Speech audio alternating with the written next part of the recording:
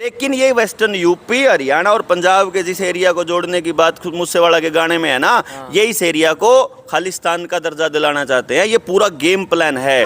जो आपने नए नए हाईवेज बड़े नजर आए, एलिवेटेड हाईवेज, ये सारे एलिवेटेड हाईवे उसी प्रोजेक्ट का हिस्सा है कि कश्मीर का सारा माल विदेशों में कैसे पहुंचाया जाए। हो रहा है बीजेपी और आरएसएस का ही मोहरा है केजरीवाल।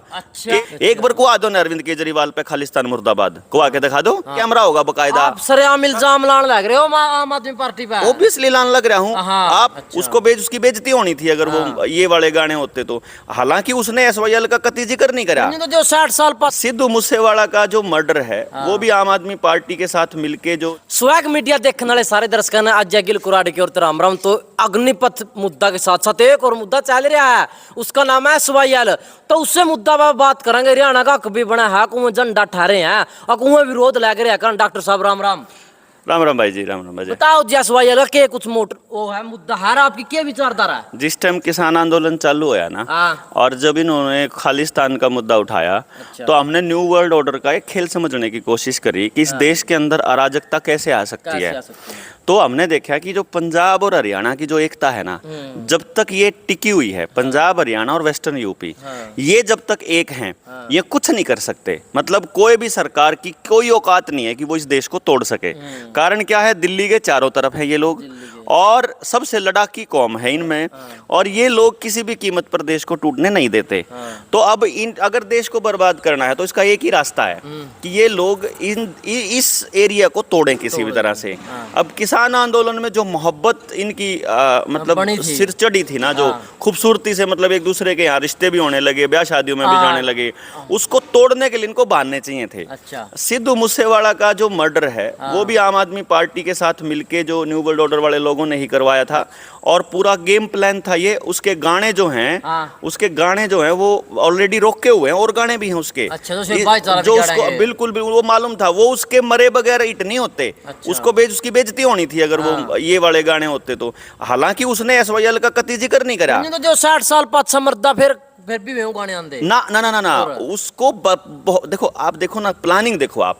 40 आदमियों की सुरक्षा हटाई गई, अगले ही दिन सिद्धू मूसेवाला का कत्ल हो गया, और अगले ही 2 दिन के बाद में वह सुरक्षा वापस मिल गई।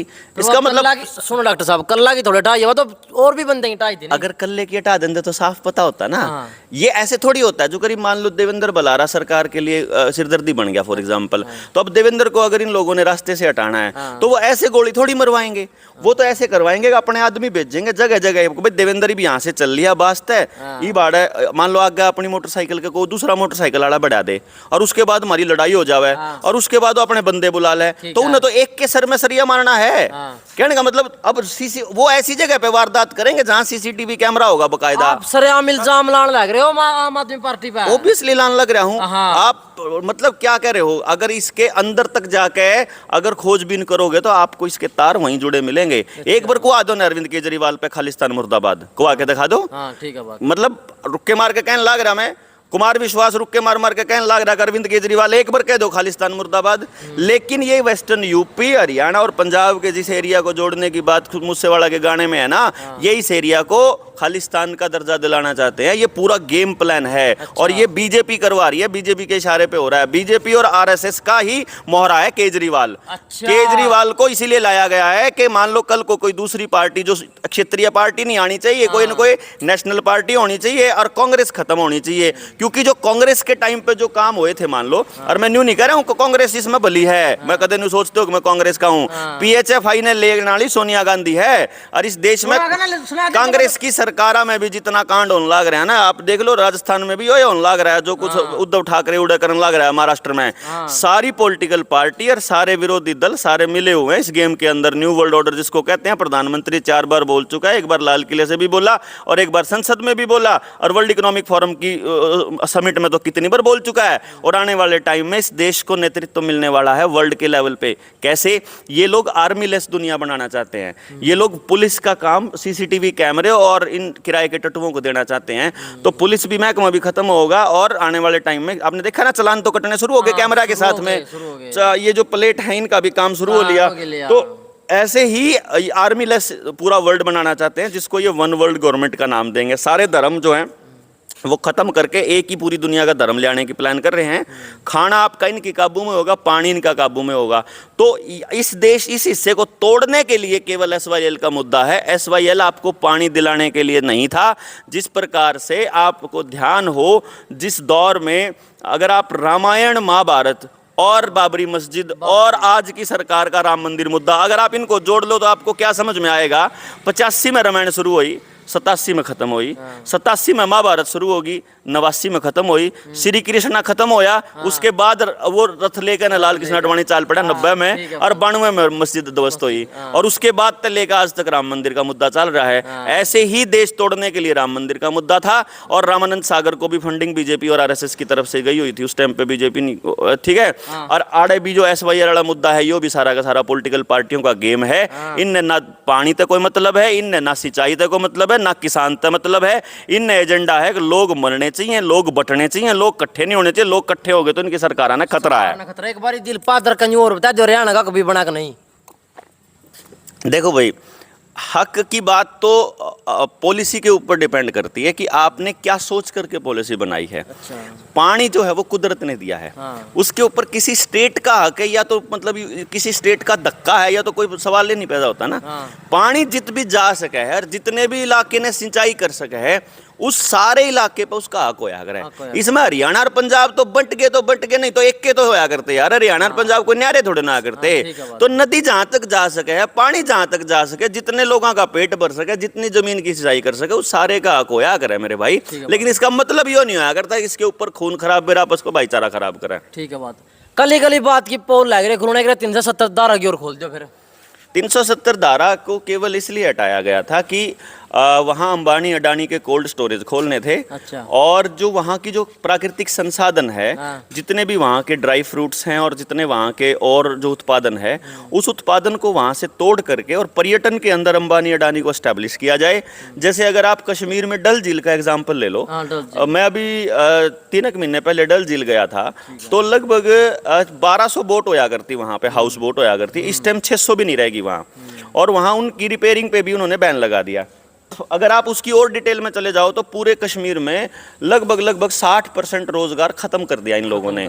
यानी कि और वहाँ केवल और केवल एक ही रोजगार बचा है कि जितने भी होटल बिकन लाग रहे हैं, सब ने अंबानी अडानी से जुड़ी हुई चेन खरीदन लाग रही है।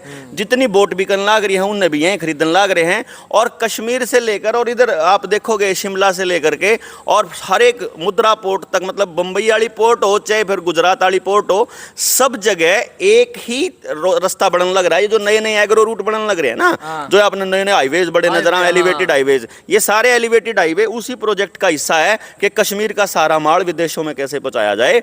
और क्योंकि वहां के संसाधनों पे बाकी दुनिया नहीं खरीद सके थी, वहां के लोगों का हक था, तो उस हक को लाने के लिए था। और आने वाले टाइम में कश्मीर को लेबोरेटरी की तरह इस्तेमाल करेगा अमेरिका, और गृह युद्ध जो होगा देश के अंदर, उसके लिए हरियाणा के अंदर जो मुद्दा होगा उसमें जात का होगा, और पंजाब के अंदर जो मुद्दा होगा वो खालिस्तान का होगा, कश्मीर के अंदर और यूपी में हिंदू मुसलमान का होगा। राजस्थान चले जाओगे तो वहाँ राजपूत नॉन राजपूत का होगा, गुजरात में जाओगे तो पटेल नॉन पटेल का होगा, मध्य प्रदेश में राजपूत नॉन राजपूत का होगा। हर जात हर कौम के लिए इन्होंने एक दुश्मन तैयार कर दिया है। आपको ऐसा लगेगा कि सड़क से निकलते कि यू फलानी जात का है तो यू मेरा दुश्मन, यू फलाने धर्म का है तो मेरा दुश्मन, और आपके अंदर जहर भरा जा रहा है पिछले 7-8 साल से मोबाइल में और व्हाट्सएप मीडिया के थ्रू। उस जहर को निकालने के लिए आपके सामने जिस दिन अराजकता का माहौल आगा, अपने दुश्मन के ऊपर लाठी पर से और गोलियों से आप देखो ना, मतलब वैसे तो ये विरोध करे हैं। अब वो एक था बंदा, आपने नोटिस किया होगा कि एक बंदे ने जात के नाम पे फरसा लहराया रोहतक के अंदर, किसी के मतलब किसी पर सांस नहीं पाटी, किसी ने सरकार ने, विरोधी ने, किसी ने कोई चू नहीं करा। क्यों? अगबला में तो भाई ब्राह्मण थे और जहाँ मतलब वो हो गया। भाई जात के नाम पे फरसे लहराने का कौन सा तरीका है, और धर्म के नाम पे या जात के नाम पे ये मुद्दे ठान का कौन सा मसला है यार। देश ने जोड़ने की बात क्यों नहीं करते, प्रदेश ने जोड़ने की बात क्यों नहीं करते, नौजवानों की बात क्यों नहीं करते, प्राइवेट बनाने लाग रहे सारे संस्थानों ने इनकी बात क्यों नहीं करते, सब कुछ बेचने लाग रहे इसकी बात क्यों नहीं करते, जमींदार मरने लाग रहे इसकी बात क्यों नहीं करते, यो नाश होने लाग रहा है इसकी बात क्यों नहीं करते, और ये इन मुद्दे ने ज़्यादा हवा देने लाग रहे हैं।